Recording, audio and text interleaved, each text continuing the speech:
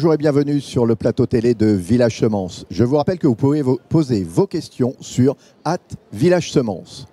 Alors ce matin, j'ai le plaisir de recevoir Denis Beauchamp. Vous êtes responsable céréales d'une coopérative et aussi président de l'association des Fragueries Twitos. Exactement. Bonjour. Bonjour. Comment ça va, Denis? Ça va, très bien, toujours ici. Ces 3 premiers jours, c'était comment? Ça va être très intense parce que ça fait 2 ans que ça nous manquait et ça va être assez important là. Bon, alors si on fait un focus sur votre métier, en quoi ça consiste? Alors mon métier, dans ma vraie vie, je suis responsable céréales, donc je suis responsable des achats de céréales auprès des agriculteurs adhérents de la coopérative et de la commercialisation ensuite auprès des industriels qui en ont besoin. Quel parcours est-ce que vous avez fait pour arriver dans ce poste? Alors c'est un peu par hasard, on va dire. Moi j'ai une formation en commerce international. D'accord. Et un beau jour, j'ai postulé pour travailler dans une union de coopérative qui s'appelle Invivo. Et de fil en aiguille, je suis arrivé dans la coopérative dans l'Allier où je suis maintenant. Mais j'ai une famille d'agriculteurs quand même. Voilà. Ok.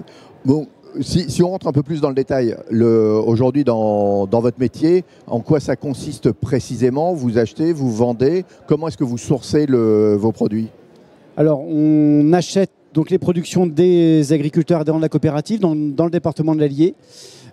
C'est notre rôle, voilà, d'acheter au meilleur prix, le plus cher possible, de créer des filières avec les clients et de trouver des débouchés pour toutes les productions de l'Allier.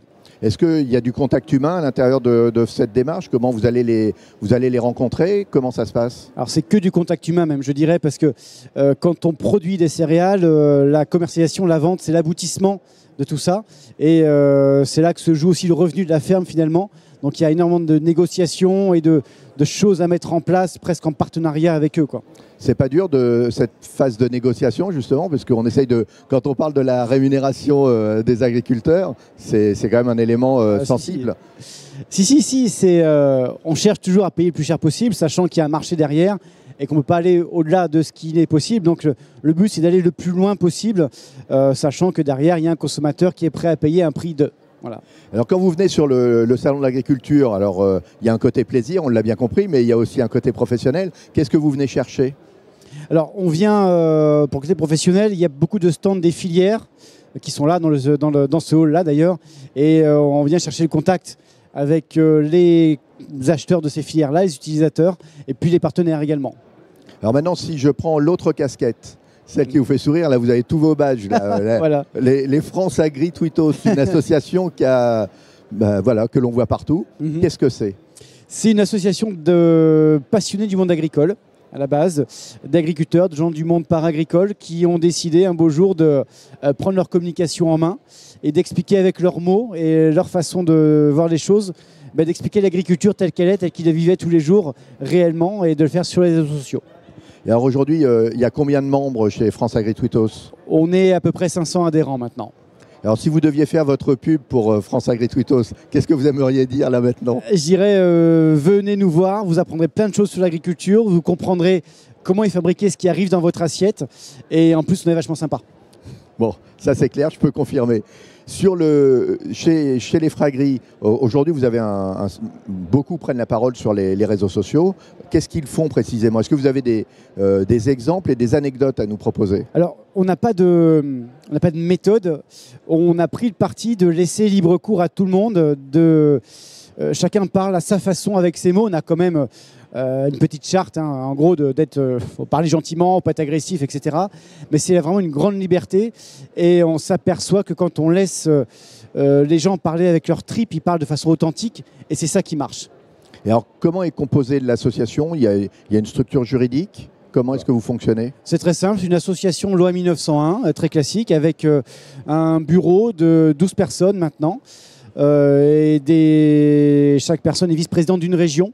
Et donc on chapeaute un peu les gens dans chaque région. Et voilà. Et après, on n'est pas...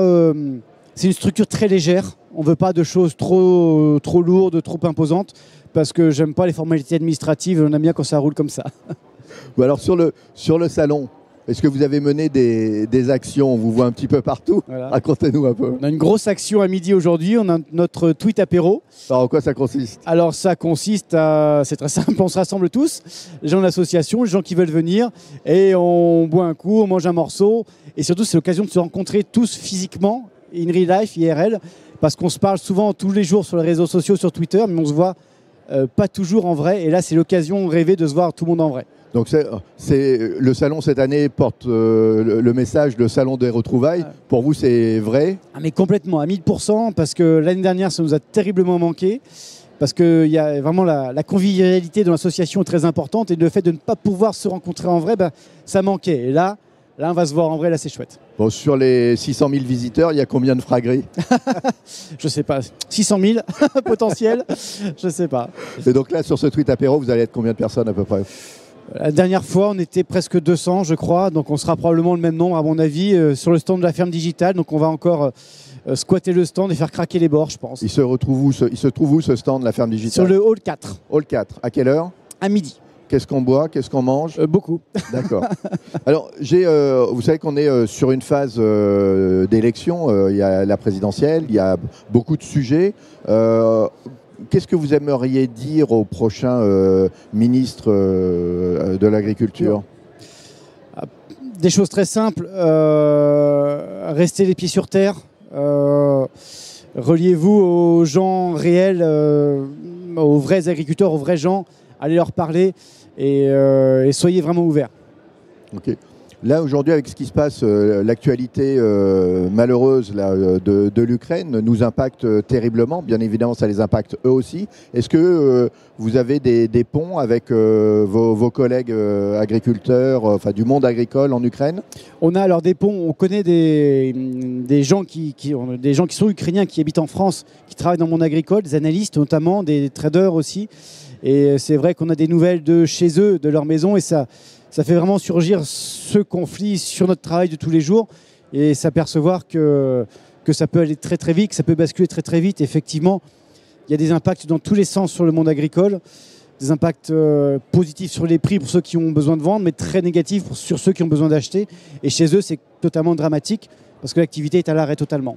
D'accord. Est-ce que vous arrivez, vous, à faire des ponts avec les agriculteurs locaux ou pas? Est-ce que les fragris ont une sorte d'engagement? Vous arrivez à communiquer un petit peu? Alors pas encore, on n'est pas internationaux encore, mais il y a des comptes d'agriculteurs ukrainiens sur Twitter qu'on suit, avec qui on échange. Et c'est vrai qu'il y a 3 semaines, on échangeait encore sur les conditions de culture, comment se passent les semis de printemps qui vont arriver. Et aujourd'hui, on leur demande juste s'ils sont encore en vie. Donc c'est vrai que c'est assez prégnant quand même. C'est assez lourd. Denis, merci beaucoup pour cet échange. Si on a envie de s'abonner, d'adhérer à France Agri-Tweetos, comment fait-on? Alors c'est ouvert à tout le monde, il n'y a pas besoin d'être agriculteur ni du monde para-agricole. On a des gens aujourd'hui qui ne sont même pas agriculteurs, qui nous ont juste remarqué sur Twitter, qui nous ont trouvé sympa, rigolo, donc ils nous ont rejoints. Donc il faut aller sur le site franceagritweetos.com ou sur le compte Twitter et vous avez toute la procédure pour adhérer, c'est fait en 2 clics, c'est très simple. Allez, encore un petit peu de pub. Le compte Twitter, c'est quoi? Fragritweetos. Fragritweetos. Denis Beauchamp, je vous remercie. Et puis, bon courage pour ce tweet apéro dans pas très longtemps maintenant. Merci Alexandre. À très bientôt pour une nouvelle émission.